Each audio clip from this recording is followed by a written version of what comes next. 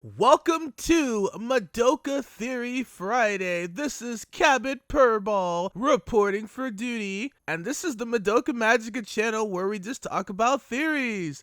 If you have a theory you would like for me to do, you can leave it in the comments below and I shall see about doing that for you. So this particular theory, we're going to be talking about something really interesting. We're going to be looking at something very subtle, but deeply unsettling. There's a moment near the end of Rebellion that most people overlook. Quiet, brief, but heavy with symbolic meaning. It involves a teacup and a certain expression, a gesture that might tell us more about Homura's relationship to Mami than anything she says in the entire film. But that's not all. Before we get to that, I want to rewind just a little to a moment with Nagisa that you might not have realized was also connected to this moment related to Homura and Mami.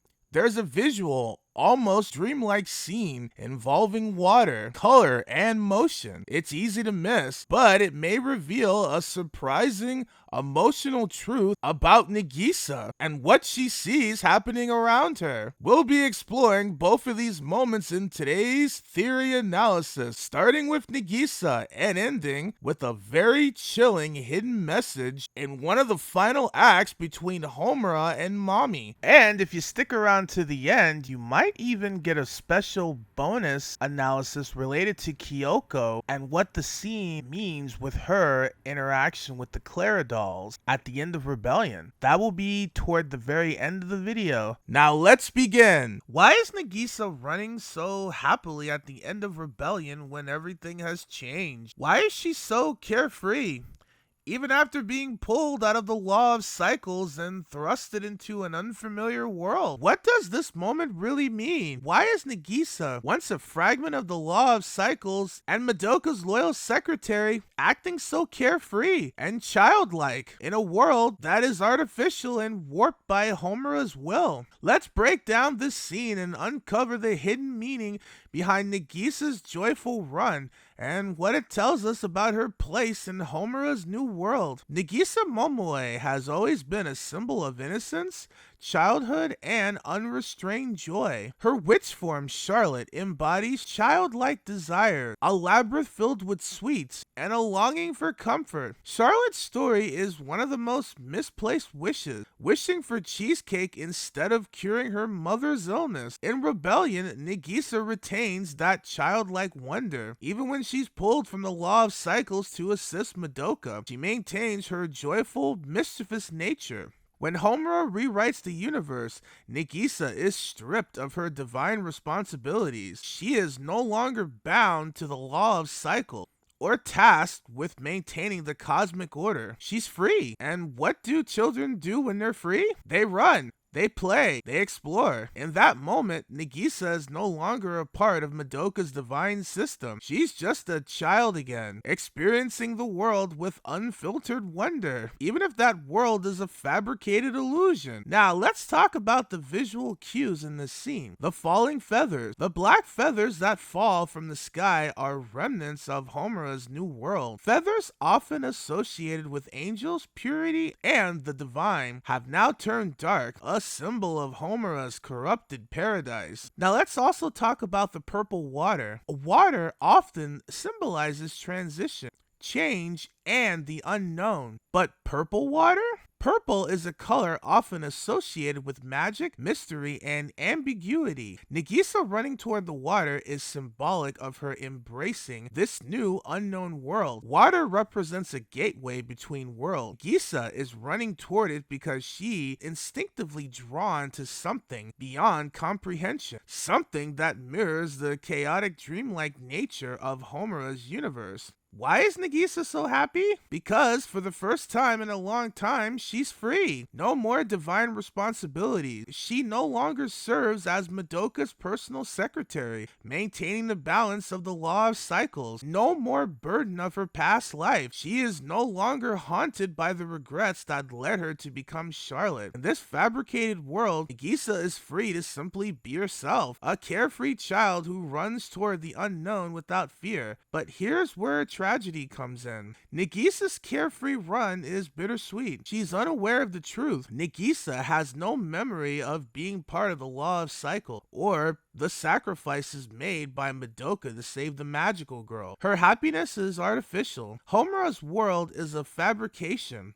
an illusion created to keep Madoka and the others safe in a world free from suffering. Nagisa's joy is a product of ignorance. Her childlike wonder is real, but it's built on a foundation of lies and manipulation. Homura has taken away not just the pain, but also the truth from everyone in her world. Just as Homura has stripped Madoka of her godhood to create a world where she can be happy, Nagisa's carefree nature is a reflection of a world where she no longer remembers her past struggle. In a way, Nagisa's joyful run serves as a warning. Nagisa represents the magical girls who have been pacified by Homura's new world. She is content because she doesn't remember her pain, her regrets, or her sacrifices. She is the embodiment of what Homura wants for everyone, a world where suffering is erased, but at the cost of truth. But is this really happiness? Or is it just a carefully orchestrated illusion designed to prevent anyone from questioning the world Homura has built?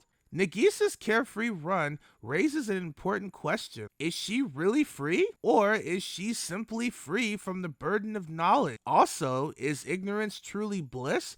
Or is it just another form of imprisonment disguised as happiness? Nagisa running toward the unknown reflects this duality. She's free to explore, but the world she's exploring is one where the truth has been carefully hidden from her, and that's where the tragedy lies. So what does Nagisa's run at the end of Rebellion really mean? It's a symbol of her newfound freedom, but a freedom built on ignorance. It's a reflection of the illusion Homura has crafted, a world where no one questions the truth. And it's a bittersweet reminder that even in a world free of suffering, something vital is still missing. Nagisa may be happy, but is it real happiness, or is it just a carefully orchestrated illusion? In the end, Nagisa's innocent run might be the saddest moment of all time, because it shows just how much has been lost in Homura's pursuit of control. So now that we've spent some time talking about Nagisa, let's circle back to Mami and let's break down the situation regarding the teacup. There's a small, easily overlooked scene at the end of Rebellion, one that lasts mere seconds but carries heavy symbolic weight. After Devil Homura rewrites reality and pulls Madoka from the law of cycles, we see a quiet image. Homura sitting beneath an umbrella, hidden in shadow. Her eyes are obscured. Always a visual hint in Madoka Magica that something deeper is happening inside her. She speaks, but we don't see who she's talking to. We only see a single object placed before her, which appears to be a teacup, displaying the colors of white and gold, the same color scheme as Mami Tomoe. And then Homura does something strangely intimate and quietly violent. She pushes the cup off the table. It then shatters. We then cut to Mami, her back turned, but she hears the sound. She turns around to find no one there, just a single black feather. Let's break this down. The teacup most likely symbolizes Mami herself, the colors, the elegance, and the delicacy. It fits. Mami has always been poised, proper, tea-loving, and carefully composed. And in Devil Homura's new world, she's been granted a peaceful life, seemingly happy again. But this moment, the breaking of the cup, suggests that Homura is not above manipulating even Mami. Or worse, she is subtly reminding Mami that this world, like that teacup, is something she controls, something that can be broken at her will. Homura vanishes just before Mami turns around. The black feather left behind isn't just flair, it's symbolic. Feathers have always been associated with Homura's fall from grace, her transformation. This feather, it's not angelic. It's dark, unnatural, a sign that something has shifted. In that moment, Homura reminds us that she is no longer one of them. She has become something else, something abnormal. But perhaps it's also a test, a message, a whispered threat wrapped in elegance. This peace you live in, it exists because I allow it. The feather is the only evidence she was ever there. So now that we've spent some time talking about Mami, let's circle back to Kyoko and what the scene with her interaction with the Clara doll. Why did Homura stop Kyoko from giving an apple to her familiars in rebellion? Was it just a random moment, or was there something much deeper going on? Kyoko, sitting casually in a tree, bites into a bright red apple of one of the most loaded symbolisms in mythology and religion. But it's what happens next that's strange. She feeds one of her apples to Homura's crow-like familiars. They eagerly accept it, almost like obedient pets. But then, as Kyoko casually tries to throw another piece down to the Clara dolls, those eerie childlike figures that serve as another representation of Homura's psyche, Homura silently intervenes. We see her from behind, shaking her head, and just like that, the Clara dolls disappear before the apple ever reaches them. What was happening in this moment? Why did Homura reject Kyoko's offering? What does this tell us about Homura's control over her world, and perhaps even about Kyoko's role in her fabricated reality? Let's unravel this mysterious moment and dig deeper into the symbolism hidden in plain sight. It's no coincidence that Kyoko is eating an apple in this scene. In mythology, apples often symbolize knowledge, temptation, and control. Think of the Garden of Eden. The apple represents forbidden knowledge, something that gives power but also corrupts. Kyoko, despite her laid-back demeanor, has always been someone who sees through illusions. She's perceptive, pragmatic, and emotionally aware. By offering a piece of her apple to the familiars, she's symbolically sharing knowledge of insight with them. When it comes to feeding the crows, the crow-like familiars, which symbolize Homura's watchful,